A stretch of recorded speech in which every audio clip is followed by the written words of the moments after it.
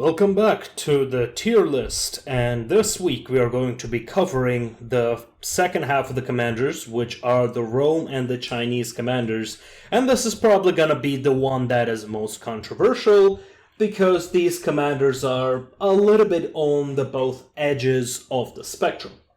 So, let's start with Sula. Hey kids, did you ever want to be invincible in melee? Ever want to walk into pikes and take no damage? Ever wanted to be completely ripped apart by range? Then Sula is your pick. I recently made a Sula guide and it shows his strengths and weaknesses. In the current infantry meta, he is certainly a top tier choice. When he is combined with another buffer that can buff his morale, the only thing that can stop him is pretty much ranged. And even that goes away at tier 9 and 10, because you can pick race shields where your missile block is pretty much almost 100%. But yes, Sula is almost always picked and is undeniably an S tier commander. So where are you, old bastard? There you go. Right there on the S tier. Germanicus, on paper, very easy to play, but also some may think it is easy to counter. But not really. At the hands of an experienced Germanicus player, you trying to run away from vengeance will only make him angrier. And he will, well, take it out on the rest of the team, forcing you to either engage him or abandon the area, which we will continue to chase for a very long time because of his heavy infantry charge. There are really very few commanders that can reliably disengage from Germanicus. And even then, thanks to respawn and good vengeance management, he can have a vengeance up his sleeve at any given moment. And what he can also do is just activate vengeance on one of his units while you are one-to-one exchanging with the rest of them, or even if you're winning, he will win one side and then his vengeance unit is going to finish off the rest of your units. Arguably the best damage dealer currently in the game. Generally countered by multiple players or elephants on lower tier.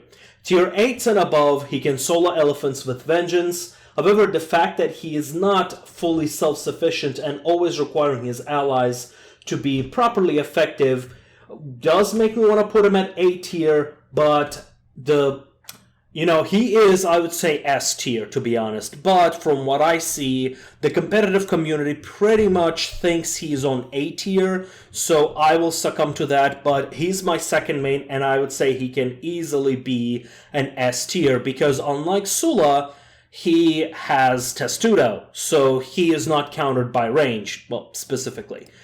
But there are definitely ways to play around him, so because of that, I do want to put him on high levels of tier A, but I would argue he is tier S. So, Scipio. Just imagine you walk to a restaurant and go to the server and be like, "Hi, I would like the serving of one of the strongest combat cavalry in the game, and I would like to have them almost impossible to kill, please." If you have a good cavalry player with Scipio, you can hunt other cavalry. You can deny capture. You can defend points, you can contest points, or even assist combat through flanking. Especially the assisting part, thanks to Warcry, is very effective. And while I would put Scipio in S tier, cavalry in general sort of fell from favor in the current meta and are usually taken as 1 or 2. Simply because of that, I would put Scipio in A tier, but you know what? I would say he is an S tier. When it comes to the cavalry, he is a very good pick. He is pretty much on par with Arminius, but having S tier being overly populated would be a problem. And because cavalry is just not that favored right now, he is an A tier. But if we were making a ranking for cavalry, Scipio would have definitely been in the S tier. Or you can actually go with infantry, but those are not very good. And I know some people will say no, they're good, but unfortunately the ability to stand longer in combat, especially against something like a buffed up Germanicus, is just not going to work. Let's talk about our boy Caesar. Earlier you heard me comparing things to Caesar, and that is because thanks to his buffs, he forms a perfect baseline. His abilities straight up buff the nearby infantry, deny ability activation. In lower tiers, his Veni is as strong as Vengeance, pretty much in every way. He is a must-have, but sadly his classic Caesar Javelin combo does not work anymore because they decided to make javelins a joke. Especially with the presence of repeater crossbows, he is currently only viable with infantry, especially medium infantry for supporting and flanking.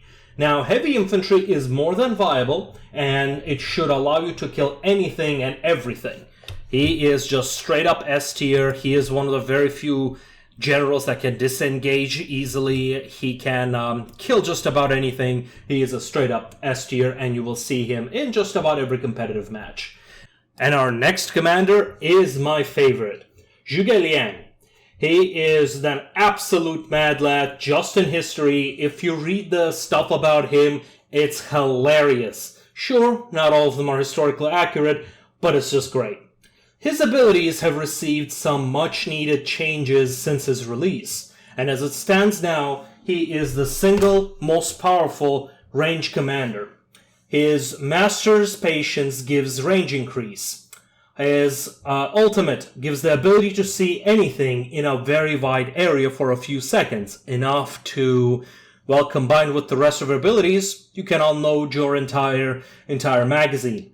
Ability to heal anyone around him like a truck, and something that I have discovered a while ago, but I did not realize how strong it is his healing ability, which it gives a separate buff to the unit that has used it. So you can use on the unit that is currently being attacked and another one that isn't. It will heal for more than the double amount on the unit that is being attacked. So that's an important trick.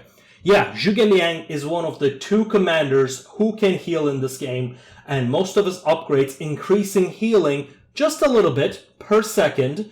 These upgrades stack up to make him survive almost any range duel. I am yet to see him losing a range duel that was not caused by the player's tremendous misplay. Range and damage increase from Master's Patience is obscene, and it barely has any drawbacks. Its negatives are simply erased through practicing. His ultimate lets you become the ultimate scout and see everything or anything that is trying to ambush you. Him combined with the repeater crossbows make him a strictly better Caesar Javelin. Repeaters can dish out enough damage per second to win any range fights. They have tremendous amounts of piercing damage. They devastate any melee, though not as good as javelins, but still more than enough. They more than make up for it with their tremendous range increase. Combined with those abilities, Zhuge Liang is a must-have in just about any setting. While the meta does not favor range, the sheer power of this commander combined with the repeater crossbows make him easily an S-tier commander. It's just ridiculous how powerful he has become. Let's talk about Guanyu, perhaps the only dedicated glaive commander, and is a bit of a hybrid support. Guanyu can protect your flanks, but most importantly, his God of War ultimate makes your damage dealers almost immune to any reasonable flanking. Combined with the damage buffs and debuff on the enemy, he is almost always brought in for his defensive capability. His glaives pretty much work similar to a mix of sword and spears. He gets extra damage against large units such as cavalry and elephants, but also Guanyu's abilities that make him a perfect support commander. He is usually kept as a support to defend the flank with Sula, and that's why he is pretty much an S-tier commander. You see him very often. His debuff, his first ability, which is an extra strike that has an extra knockback and has a debuff on the rest of his enemies, and is a very strong debuff as well.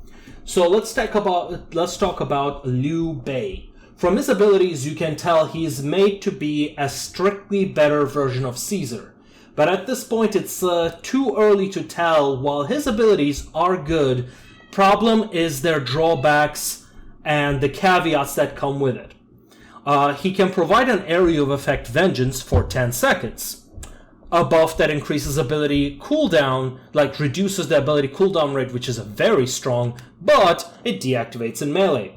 I tried him with repeaters, and also his first ability buffs his unit and the nearest unit, which is usually just another range unit. You do not want to spread your range units that far.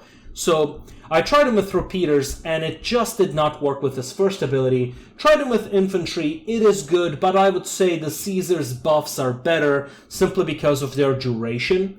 This makes me think we either have not discovered how he is supposed to be used, or he is supposed to be in melee and virtuous presence, and, his powers are meant to be very short.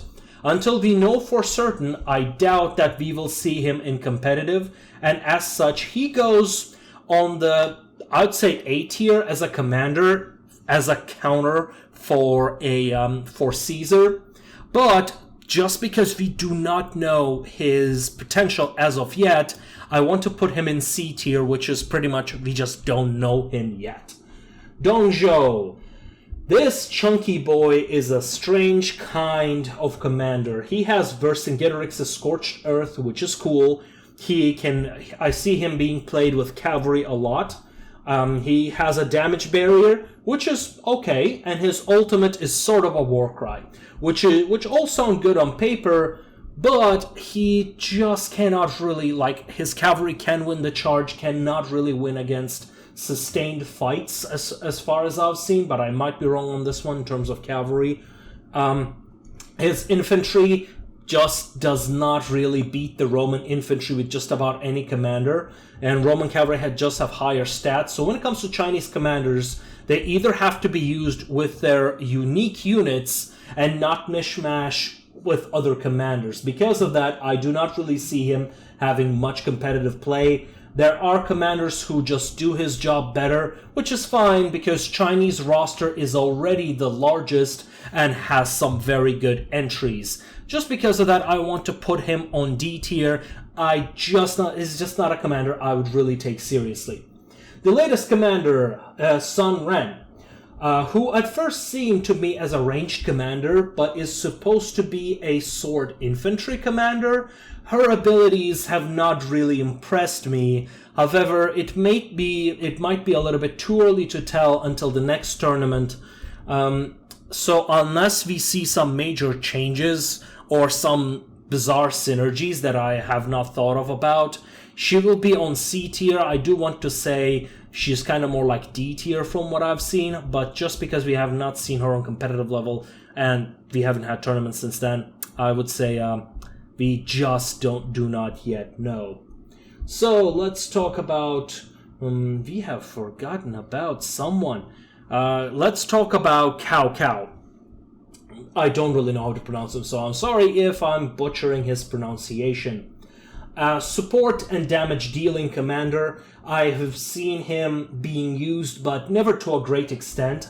I heard good things about him on cavalry, but from what I have seen, there may be better alternatives. And at the risk of inviting the angry Cao Cao fanboys, I will place him on D tier for his lack of competitive play presence, and just his buff's just not that good.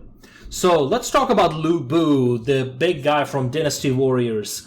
I've seen him being used as a damage dealer. His buffs are okay. I would say he is pretty much a B tier when all things are considered.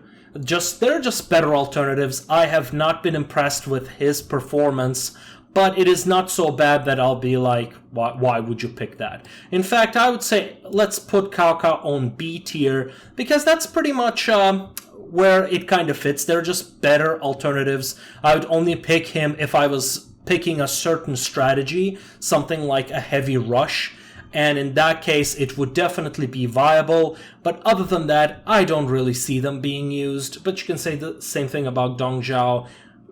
I just don't really see that. I might be mistaken with these, so you can interchange them. But that's basically what I think of the commanders, and I will see you next time.